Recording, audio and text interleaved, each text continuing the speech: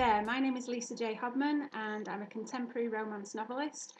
I'm coming to you exclusively on Chapter 1 Live to read to you from my debut novel.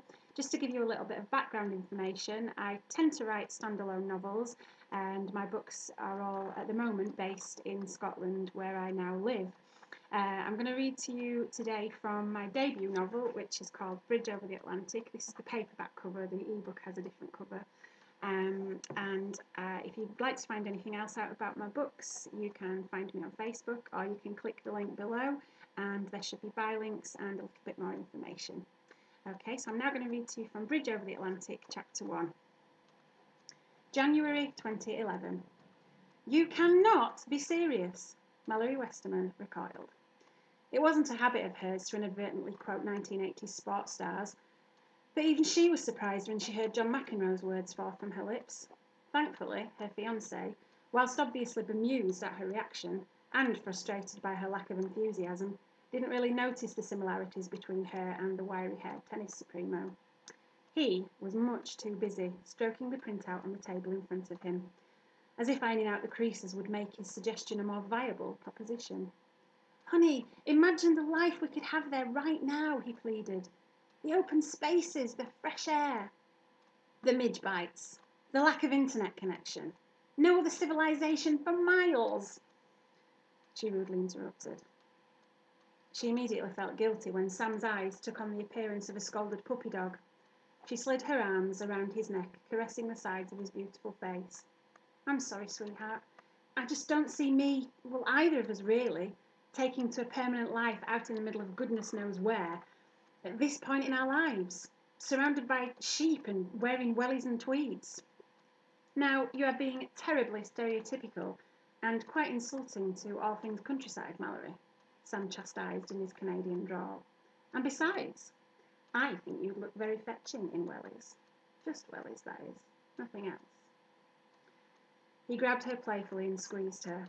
His green eyes flashed with a mischievousness that Mallory had come to adore.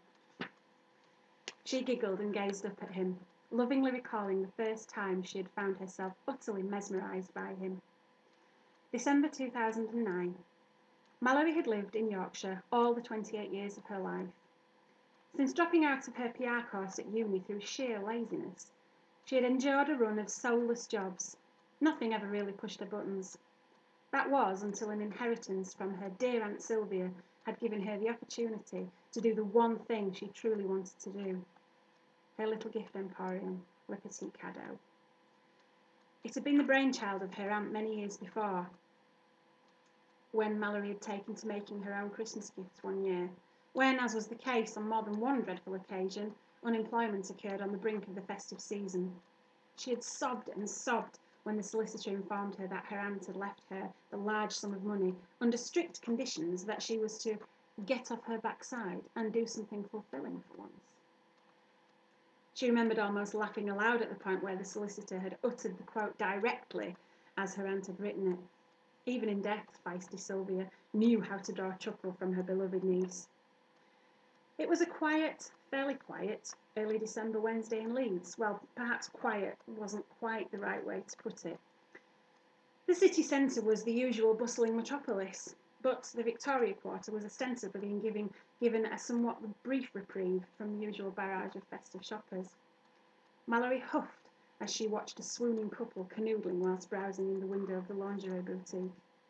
"Sod this for a game of soldiers. I think I need a break," she informed one of the cute, stiff-jointed teddy bears sitting and looking pensive on the shelf next to where she perched.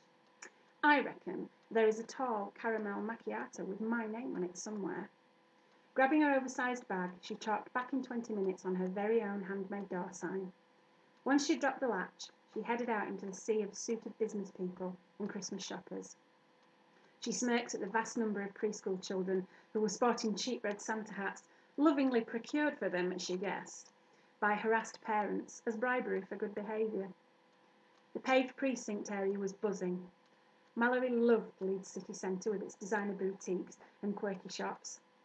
At this time of year, however, there was something transcendent about the atmosphere. Maybe it was the twinkling lights strung from building to building, or the way that each and every shop was decked out in sparkling silvers and gregarious gold. the myriad Christmas songs being played in numerous outlets, all out of sync with one another, were an assault on the senses. The stalls all laid out down the centre of the precinct were vying for the attention of passers-by with their brightly coloured gifts and trinkets. A delicious aroma of roast chestnuts wafted through the chilled air and into Mallory's nostrils, making her tummy grumble. She rounded the corner, heading for her favourite coffee shop, when suddenly she involuntarily lurched forward. Her stiletto heel had become lodged between two paving slabs, sending her and her belongings hurtling into the arms of a passing stranger. "Whoa there!"